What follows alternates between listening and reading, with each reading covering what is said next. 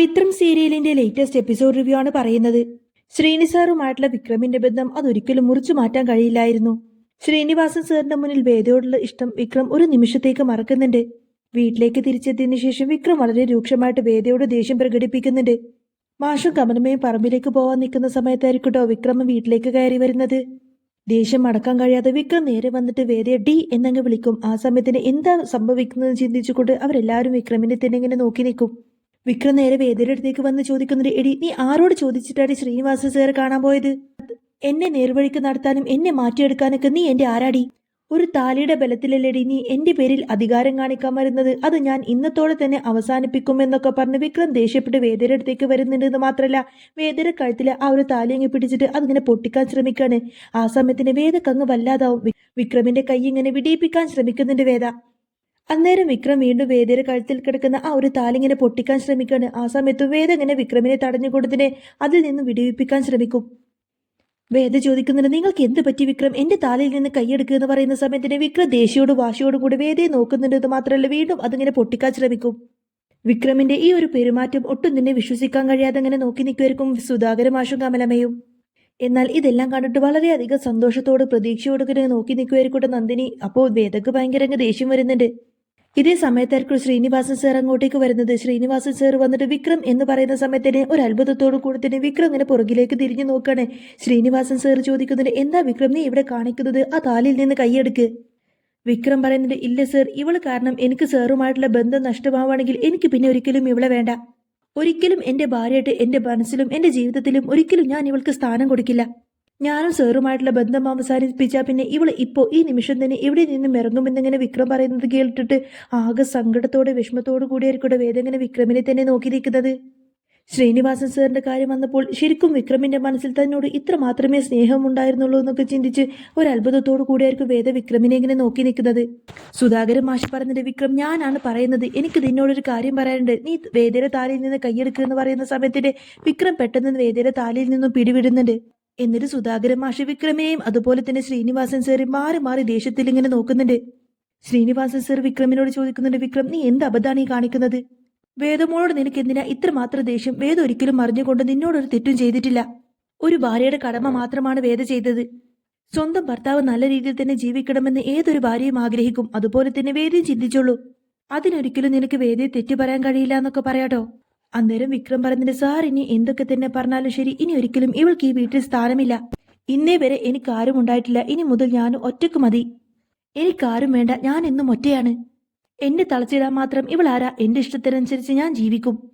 അതിന് തടസ്സം നിൽക്കുന്നത് ആരായാലും എനിക്കൊരു പ്രശ്നമേ അല്ല എന്നിങ്ങനെ വിക്രം പറയുന്നത് കേട്ടിട്ട് ഒരു അത്ഭുതത്തോടു കൂടെ തന്നെ വിക്രമിനെ തന്നെ ഇങ്ങനെ നോക്കി നിൽക്കുകയാണ് വേദ. വിക്രമിന്റെ മേലിൽ തനിക്കുണ്ടായിരുന്ന വിശ്വാസം അത് തെറ്റായി പോയോ എന്ന് പോലും ഒരു നിമിഷത്തേക്ക് വേദ ചിന്തിക്കുന്നുണ്ട്. ഒരു ഭർത്താവിൽ നിന്നും ഒരു ഭാര്യ കേൾക്കാവുന്നതിലും അപ്പുറം വിക്രം തന്നെ അപമാനിച്ചു എന്നൊരു തോന്നൽ വേദയുടെ മനസ്സിലുണ്ടാവുന്നുണ്ട്. അന്നേരം ശ്രീനിവാസൻ സാർ വിക്രമിനോട് പറയുന്നുണ്ട്, വിക്രം നീ പറഞ്ഞതൊക്കെ ശരിയായിരിക്കും, പക്ഷെ നീ ഒരു കാര്യം ഓർക്കണം. നിന്റെ നല്ലതിന് വേണ്ടിയിട്ട് മാത്രമാണ് വേദ ഇങ്ങനെയൊക്കെ ചെയ്തത്. നിന്റെ അച്ഛനും അമ്മക്കും നിന്റെ വീട്ടുകാർക്ക് എല്ലാവർക്കും നല്ലതിനു വേണ്ടി, എല്ലാവർക്കും നല്ലവനായിട്ട് ജീവിക്കണമെന്ന് നിന്റെ ഭാര്യ ആഗ്രഹിച്ചു. ഒരു ഭർത്താവിൽ നിന്നും കിട്ടേണ്ട എല്ലാവിധ സ്നേഹവും പരിഗണനയും അവൾക്ക് കിട്ടണമെന്ന് അവൾ ആഗ്രഹിച്ചു. ജീവിതകാലം മുഴുവൻ നീ കെട്ടിയ താലി അവളുടെ കഴുത്തിൽ ഉണ്ടാവണമെന്ന് വേദ ആഗ്രഹിച്ചതിൽ എന്താ തെറ്റ്? നിന്റെ കൂടെ ഒരു ജീവിതം ജീവിക്കണമെന്ന് ആഗ്രഹിച്ചത് കൊണ്ട് മാത്രമാണ് ആ കുട്ടി എന്നെ കാണാൻ വന്നത്. അല്ലാതെ നിന്നെ നേരെയാക്കിയിട്ട് ആ കുട്ടിക്ക് ഒരു നേട്ടവും നേടിയെടുക്കാനില്ല. ശ്രീനിവാസൻ സാറ് വാക്ക് കേൾക്കുന്ന സമയത്തിനെ വിക്രം ദേഷ്യപ്പെട്ട് വേദയെ ഇങ്ങനെ നോക്കുന്ന സമയത്തിനെ വേദ നിറ കണ്ണുകളോടെ വിക്രമിനെ തന്നെ ഇങ്ങനെ നോക്കി നിൽക്കുമായിരിക്കും. ശ്രീനിവാസൻ സാറിന്റെ വാക്ക് കേൾക്കുന്ന സമയത്തിന് വിക്രമിന് വല്ലാത്തൊരു കുറ്റബോധം തോന്നിയിട്ട് ഇങ്ങനെ തല താഴ്ത്തി നിൽക്കുന്ന സമയത്തിന് സുധാകരൻ മാഷും കമലമ്മയും വളരെയധികം ദേഷ്യയോടും വെറുപ്പോടും കൂടിയായിരിക്കട്ടെ വിക്രമിനെ ഇങ്ങനെ നോക്കി നിൽക്കുന്നത്. സുധാകരൻ മാഷ് ചോദിക്കുന്നുണ്ട്, വേദിയുടെ സ്ഥാനത്ത് മറ്റൊരു പെണ്ണാണെങ്കിൽ നിന്റെ കൂടെ ജീവിക്കുമായിരുന്നോ? എന്തുകൊണ്ടാണ് ആ കുട്ടി ഇപ്പോഴും നിന്റെ കൂടെ ഈ വീട്ടിൽ തന്നെ താമസിക്കുന്നത്? നിനക്ക് മനസ്സിലായില്ലേ? നിന്നോടൊപ്പം ജീവിക്കാനുള്ള ആഗ്രഹം കൊണ്ടല്ലേ നിന്റെ ജീവിതത്തിലേക്ക് വേദ കടന്നു വന്നത്. നിന്റെ നല്ലതിന് വേണ്ടിയിട്ടാണ്, അല്ലാതെ നിന്നെ ഒരിക്കലും നേർവഴിക്ക് നടത്താനൊന്നല്ല. ഇതുപോലൊരു കുട്ടിയെ നിനക്കിനി ഒരിക്കലും കിട്ടില്ല വിക്രം. ഒരു പെണ്ണും നിന്റെ സ്വഭാവം കണ്ട് നിന്റെ ജീവിതത്തിലേക്ക് കടന്നു വരില്ല. സുധാകരൻ മാഷി പറഞ്ഞിട്ട്, ഇവനെ പോലൊരു തെമ്മാടിയുടെ കൂടെ ജീവിക്കാൻ പുറപ്പെട്ട ഇവൾക്കറിയില്ല ഇവന്റെ ശരിക്കുള്ള സ്വഭാവം എന്താണെന്ന്. ഏത് നിമിഷത്തിൽ വേണമെങ്കിലും ആരെയും തള്ളിക്കളയും. സ്വന്തം താല്പര്യങ്ങൾക്ക് വേണ്ടിയിട്ട് എന്തിനെ ഉപേക്ഷിച്ചേക്കാം. അത്രമാത്രം ഒട്ടും ദയയില്ലാത്ത ഒട്ടും മടിയില്ലാത്ത ദുഷ്ട മനസ്സാണ് ഇവന്റേത്. അന്നേരം വിക്രം ഒന്നും മിണ്ടാതെ സുധാകരൻ മാഷ തന്നെ ഇങ്ങനെ നോക്കി നിൽക്കുന്ന സമയത്തിന് മാഷ് വേദയോട് ചോദിക്കുന്നുണ്ട്, ഇനിയും എന്തിനാ വേദേ നീ ഇവന്റെ കൂടെ ഒരു ജീവിതം ആഗ്രഹിക്കുന്നത്? വേദമോളുടെ കൂടെ ജീവിക്കാൻ ഒരു അർഹതയും നിനക്കില്ല. വേദമോളുടെ ഭർത്താവായി തുടരാൻ ഒരു യോഗ്യതയും നിനക്കില്ല. ശരിക്കും ഈ വീട്ടിൽ നിന്നും ഇറക്കി വിടേണ്ടത് വേദമോളെയല്ല, നിന്നെയാണ്. ഞാനിപ്പോ അത് ചെയ്യാത്തത് ഈ വേദമോളുടെ ഭാവി ഓർത്തുകൊണ്ട് മാത്രാണ്. എന്നിട്ട് സുധാകരൻ മാഷ് വളരെ ധൈര്യമായിട്ട് വേദയൊന്ന് നോക്കും. എന്നിട്ട് വേദമോളോട് പറയുന്നത്, മോളെ, ഇനിയും നീ ഈ വീട്ടിൽ നിൽക്കണ്ട. ആ താലിമാല ഊരിക്കൊടുത്തിട്ട് നീ എത്രയും പെട്ടെന്ന് ഇവിടെ നിന്ന് പോയിക്കോ.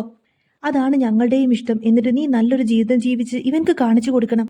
അന്നേരം വിക്രം ഒന്നും മിണ്ടാ വേദയെ ഇങ്ങനെ നോക്കുന്ന സമയത്തിന് വേദ പറയുന്നത്, ഞാൻ ഈ വീട്ടിൽ വന്നു കയറി അന്നേ മുതൽ കേട്ടു തുടങ്ങിയതാണ് ഒരാവശ്യമില്ലാതെ വിക്രമിന്റെ ഈ ഒരു ശകാരം. അന്ന് എന്നെങ്കിലും ഒരിക്കലും ഇവരുടെ മനസ്സ് മാറുമെന്ന് ഞാൻ ആഗ്രഹിച്ചു. പക്ഷേ അതെല്ലാം എന്റെ തെറ്റായിരുന്നു എന്ന് എനിക്ക് ഇപ്പോഴാണ് മനസ്സിലായത്. ഈ വീട്ടിൽ നിന്ന് ഞാൻ ഇപ്പൊ ഇറങ്ങിപ്പോയാൽ പിന്നെ ഒരിക്കലും എനിക്ക് വിഷമം തോന്നില്ല. കാരണം ഒരു പെണ്ണിനെ എല്ലാവർക്കും മുന്നിൽ വെച്ച് ഇത്രമാത്രം അപമാനിക്കാൻ ശ്രമിക്കുന്ന ഒരു പുരുഷനോടൊപ്പം ജീവിക്കാൻ ഒരു പെണ്ണും ആഗ്രഹിക്കില്ല. എന്നിട്ട് പോലും ഇതെല്ലാം കേട്ടിട്ടും ഈ അപമാനം സഹിച്ചിട്ട് പോലും ഞാൻ ഇവിടെ തന്നെ പിടിച്ചു നിൽക്കുന്നത് ഒരൊറ്റ കാരണം കൊണ്ട് മാത്രമാണ്. ആ കാരണം നിങ്ങൾ അറിയണമെന്നൊക്കെ പറഞ്ഞ് വേദ നേരെ വിക്രമിന്റെ അടുത്തേക്ക് ചെല്ലാണ്. ഈ താലി പൊട്ടിച്ചെടുക്കാൻ ഞാൻ ഒരിക്കലും നിങ്ങളെ സമ്മതിക്കില്ല. പക്ഷേ ഞാൻ ഈ വീട്ടിൽ നിന്നും ഇറങ്ങിപ്പോകണമെന്നാണ് നിങ്ങളുടെ ആഗ്രഹമെങ്കിൽ ഞാൻ അങ്ങനെ ചെയ്തോളാം. പക്ഷേ ഇവിടെ നിന്നും ഇറങ്ങിപ്പോകുന്നതിന് മുൻപേ തന്നെ എനിക്ക് നിങ്ങളോടൊരു കാര്യം പറയണം. അത് അച്ഛനറിയാം. നിങ്ങളെ നേരെയാക്കാനും നിങ്ങളൊരു മനുഷ്യനാക്കിയെടുക്കാനും വേണ്ടി മാത്രമല്ല ഞാൻ ശ്രമിച്ചത്. നിങ്ങളോടൊപ്പം ഈ ജീവിതകാലം മുഴുവൻ ഒരു ജീവിതം ജീവിച്ചു തീർക്കാൻ വേണ്ടി തന്നെയാണ്. അങ്ങനെ ഒരു ജീവിതം ഞാൻ എപ്പോഴോ കൊതിച്ചുപോയി. അങ്ങനെ ഒരു മോഹം എന്റെ മനസ്സിലുള്ളത് കൊണ്ട് മാത്രമാണ്. ഇനി എല്ലാവരെയും കേൾക്കെ തന്നെ ഞാനൊരു സത്യം പറയാം. നിങ്ങളെ എനിക്ക് ഇഷ്ടമാണ് വിക്രം. നിങ്ങളുടെ ഭാര്യയായിട്ട് ജീവിതകാലം മുഴുവൻ നിങ്ങളോടൊപ്പം തന്നെ ജീവിക്കാൻ എനിക്ക് ആഗ്രഹമുണ്ടായിരുന്നു. അതുകൊണ്ട് കൂടിയാണ് ഞാൻ ഇവിടെ തന്നെ ഇങ്ങനെ പിടിച്ചു നിൽക്കുന്നത് എന്ന് വേദ വിക്രമിന്റെ മുഖത്ത് നോക്കിയിട്ട് നിറ കണ്ണുകളോടുകൂടെ അങ്ങനെ പറയാണ്. വേദന ആ വാക്ക് കേൾക്കുന്ന സമയത്തിന് വിക്രത്തിന് ഭയങ്കര സങ്കടം വരുന്നുണ്ട്. വിക്രത്തിന്റെ ചങ്ക് പൊട്ടുന്നത് പോലെ തോന്നും. ആദ്യമായിട്ട് വേദ വിക്രമിനോട് ആ ഒരു ഇഷ്ടം തുറന്നു പറയുന്നതോടുകൂടെ തന്നെ വിക്രമിന്റെ മനസ്സിൽ വല്ലാത്തൊരു വേദനയും അതുപോലെ തന്നെ സങ്കടവും തോന്നുന്നുണ്ട്. കുറ്റബോധം കൊണ്ട് വിക്രം ഇങ്ങനെ തല താഴ്ത്തി നിൽക്കുമായിരിക്കും. ആ സമയത്തിന് ശ്രീനിവാസൻ സാർ വിക്രമിനോട് പറയാണ്, വിക്രം, വേദ പറയുന്നത് നീ കേട്ടില്ലേ? അവൾ ആഗ്രഹിക്കുന്നത് പോലെ നീ അവൾക്കൊരു ജീവിതം കൊടുക്കണം. എന്നിട്ട് അച്ഛനും അമ്മയും പറയുന്നത് കേട്ടിട്ട് അവരെ ഇഷ്ടപ്രകാരം നീ അവൻക്ക് നല്ലൊരു മോനായി വളരണം. നീ എന്റെ കൂടെ കൂടിയാൽ പിന്നെ നിനക്കൊരിക്കലും സ്വസ്ഥമായിട്ടൊരു ജീവിതം കിട്ടില്ല വിക്രം. അതെല്ലാം മനസ്സിലാക്കിയത് കൊണ്ട് തന്നെയാണ് ഞാൻ അന്ന് അങ്ങനെയൊക്കെ നിന്നോട് പറഞ്ഞത്. എന്റെ മനസ്സിൽ നിനക്കൊരു സ്ഥാനമുണ്ട്. അത് എന്നും അങ്ങനെ തന്നെയായിരിക്കും. അന്നേരം വിക്രം എന്ത് ചെയ്യണമെന്നറിയാതെ വേദയെ തന്നെ ഇങ്ങനെ നോക്കി നിൽക്കുന്ന സമയത്തിന് വേദ പറയുന്നത്, എനിക്ക് നിങ്ങളെ കാണുമ്പോൾ നിങ്ങളുടെ മുഖത്ത് നോക്കിയിട്ട് ഒരു ചോദ്യം ചോദിക്കാനുണ്ടായിരുന്നു. നിങ്ങൾക്ക് എന്നെ ഇഷ്ടമല്ലേ എന്നൊരു ചോദ്യം. പക്ഷേ ഇനി ഒരിക്കലും ഞാൻ ആ ചോദ്യം നിങ്ങളോട് ചോദിക്കില്ല. കാരണം നിങ്ങളുടെ മനസ്സിൽ ആർക്കും ഒരു സ്ഥാനവുമില്ല. നിങ്ങളുടെ വാശിക്കും ദേഷ്യത്തിനും വേണ്ടിയിട്ട് നിങ്ങളെ ആർക്കും എന്തും ചെയ്യാനുള്ള ഒരു ക്രൂര മനസ്സാണ് നിങ്ങളുടേത്. എന്റെ മനസ്സിൽ ഞാൻ ഒളിപ്പിച്ചു വെച്ചിരുന്ന എന്റെ ഇഷ്ടം ഞാൻ നിങ്ങളോട് തുറന്നു പറഞ്ഞു. ഇനിയും ഈ വീട്ടിൽ നിന്നിട്ട് അപമാനിക്കാനും എന്നെ എങ്ങനെ ദ്രോഹിക്കാനും ഞാൻ ഇവിടെ നിൽക്കുന്നില്ല. എന്നെ ഈ വീട്ടിൽ വെച്ച് ഇത്രമാത്രം അപമാനിച്ചിട്ട് പോലും ഇനിയും എനിക്ക് ഈ വീട്ടിൽ തുടരാനേതായാലും ആഗ്രഹമില്ല. കാരണം ഇത്ര കാലം എന്നിലുള്ള വിശ്വാസമാണ് നിങ്ങൾ തകർത്തത്. ഞാൻ നിങ്ങളെ സ്നേഹിക്കുന്ന എന്റെ ഹൃദയത്തെയാണ് നിങ്ങൾ കുത്തി മുറിവേൽപ്പിച്ചത്. ആ മുറിവ് ഇനി പെട്ടെന്നൊന്നും ഉണങ്ങില്ല വിക്രം. നിങ്ങൾക്കൊരിക്കലും ഈ വേദയെ സ്നേഹിക്കാനാവില്ല. നിങ്ങളുടെ മനസ്സിൽ എന്നോട് ഇത്തിരെങ്കിലും ഇഷ്ടമുണ്ടെങ്കിൽ നിങ്ങൾ പിന്നെ ഒരിക്കലും എന്റെ താലി പൊട്ടിക്കാൻ വരില്ലായിരുന്നു. ഞാനും ഒരു പെണ്ണാണ്. എനിക്കുമുണ്ട് ആത്മാഭിമാനം. ആത്മാഭിമാനം നഷ്ടപ്പെടുത്തിക്കൊണ്ട് എനിക്കിവിടെ നിൽക്കേണ്ട കാര്യമില്ല. ഈ വീട്ടിൽ പടിയിറങ്ങുവാ ഞാൻ എന്നൊക്കെ പറഞ്ഞ് വേദ അവിടെ നിന്നിങ്ങനെ പടിയിറങ്ങാൻ നോക്കുന്ന സമയത്തിന് വിക്രം ആകെ അങ്ങനെ വിഷമിച്ച് നിൽക്കുകയാണ്. വേദയുടെ വാക്കുകൾ കേട്ട് വിക്രമിന്റെ മനസ്സ് പൊള്ളുന്നുണ്ട്. വേദയോട് താൻ അങ്ങനെയൊക്കെ കാണിച്ചത് മോശമായി പോയി എന്ന കുറ്റബോധം വിക്രമിന്റെ മനസ്സിലുണ്ട്. വേദ തന്നെ ഒരുപാടധികം സ്നേഹിക്കുന്നുണ്ടെന്നും വേദയുടെ മനസ്സിൽ താൻ മാത്രമേ ഉള്ളൂ എന്ന കാര്യമൊക്കെ വിക്രം മനസ്സിലാക്കുന്ന ഒരു നിമിഷം തന്നെയായിരുന്നു അത്. എന്നാൽ വേദ തന്നെ സ്നേഹിക്കുന്ന അതുപോലെ തന്നെ അതേ അളവിൽ വിക്രം വേദയും സ്നേഹിക്കുന്നുണ്ട് എന്ന കാര്യം വിക്രമിന് വേദയോട് പറയാനൊക്കെ തോന്നുന്നുണ്ട്. പക്ഷെ എല്ലാവരുടെയും മുന്നിൽ വെച്ച് അത് പറയാനൊന്നും വിക്രമിന് തോന്നുന്നില്ല. വേദ ഏതായാലും പടിയിറങ്ങാണെന്നൊക്കെ പറഞ്ഞ് നേരെ അകത്തേക്ക് പോയിട്ട് ബാഗുമായിട്ട് പുറത്തേക്ക് വരും. ഞാൻ ഇവിടെ നിന്ന് പടിയിറങ്ങാണെന്നൊക്കെ പറഞ്ഞ് വേദ പുറത്തേക്ക് വരുന്ന സമയത്തന്നെ കമലമ്മയും മാഷും വേദയെ എതിർക്കുന്നില്ല. സുധാകരൻ മാഷ് പറഞ്ഞിട്ട്, വേദമോളെ, നീ എടുത്ത ഏറ്റവും നല്ല തീരുമാനം തന്നെയാണിത്. മോൾ ഇവിടെ നിന്ന് പോയി കഴിഞ്ഞാലും നല്ല സന്തോഷമായി തന്നെ ജീവിക്കണം. എന്നിട്ട് വേദ അവിടെ നിന്നും ഇറങ്ങിപ്പോകുന്നത് കണ്ടിട്ട് ഒട്ടും തന്നെ സഹിക്കാൻ കഴിയാതെ നിറ കണ്ണുകളോടിങ്ങനെ നോക്കി നിൽക്കുമായിരിക്കും വിക്രം. അന്നേരം ശ്രീനിവാസൻ സാർ ചോദിക്കുന്നത്, എന്താ വിക്രം നീ ഒന്നും മിണ്ടാതെ അങ്ങനെ നോക്കി നിൽക്കുന്നത്? വേദിയോട് പറയേ, അവൾ ഇവിടെ നിന്ന് പോവണ്ടെന്ന് നീ പറയെന്ന് പറയും. ഇത് കേട്ട് വേദ പറഞ്ഞിട്ട്, നീ ഇവിടെ നിന്നും എങ്ങോട്ടേയും പോകണ്ട എന്ന് പറയുന്ന സമയത്തിന് വേദ വിക്രമിനെങ്ങും തിരിഞ്ഞു നോക്കും. എന്നിട്ട് പറയുന്നുണ്ട്, അങ്ങനെ മറ്റുള്ളവർ പറയുന്നത് കേട്ട് അനുസരിക്കുന്ന ഒരു ഭർത്താവിനെയല്ലേ എനിക്ക് വേണ്ടത്. അങ്ങനെ മറ്റുള്ളവരുടെ നിർബന്ധപ്രകാരം നിങ്ങൾ എന്നെ തിരികെ വിളിക്കണ്ട. എന്നെങ്കിലും ഒരു ദിവസം നിങ്ങളുടെ മനസ്സിൽ എന്നോട് ഇഷ്ടം തോന്നുന്നുണ്ടെങ്കിൽ അന്ന് നിങ്ങൾ എന്നെ വന്ന് തിരികെ വിളിച്ചാൽ മതി. ഞാൻ എന്നും വിക്രമിന്റെ ഭാര്യയായി എന്റെ വീട്ടിൽ തന്നെ കാണുമെന്നൊക്കെ പറഞ്ഞ് എല്ലാവരോടും പറഞ്ഞതിന് ശേഷം തന്നെ ആയിരിക്കട്ടെ വേദ അവിടെ നിന്നും പടിയിറങ്ങുന്നത്. എന്നാൽ വേദ അവിടെ നിന്നും പടിയിറങ്ങി പോകുന്നതും കണ്ട് ഒട്ടും തന്നെ സഹിക്കാൻ കഴിയാതെ നിറ കണ്ണുകളോടങ്ങനെ നോക്കി നിൽക്കുമായിരിക്കും വിക്രം. അന്നേരം കമലമ്മ വിക്രമിനെ ഇങ്ങനെ നോക്കുന്ന സമയത്തിന് വിക്രമിന്റെ സങ്കടം കാണും. വേദ അവിടെ നിന്നും ഇറങ്ങി പോകുന്നത് കണ്ടിട്ട് വിക്രമിന് ഒട്ടും തന്നെ സഹിക്കാൻ കഴിയുന്നില്ല എന്ന കാര്യം കമലമ്മക്ക് മനസ്സിലാവുകയാണ്. വേദ പടിയിറങ്ങി പോയി കഴിഞ്ഞാൽ വിക്രമിന് ഒരിക്കലും വേദയെ പോലെ ഒരു പെണ്ണിനെ കിട്ടില്ല എന്നും വേദ വിക്രമിന്റെ കൂടെ ഉണ്ടെങ്കിൽ വിക്രമിന് എന്നും താങ്ങായും തണലായിട്ടും ഒരാളുണ്ടാവുമെന്ന കാര്യമെല്ലാം തന്നെ കമലമ്മ മനസ്സിലാക്കും. വിക്രമിനെ ഇത്രത്തോളം സ്നേഹിക്കുന്ന ഒരു പെണ്ണിനെ ഇനി ജീവിതത്തിൽ ഒരിക്കലും വിക്രമിനെ കിട്ടില്ല എന്ന് മനസ്സിലാക്കിക്കൊണ്ട് തന്നെ കമലമ്മ വേദയെ പുറകിൽ നിന്ന് വിളിക്കും.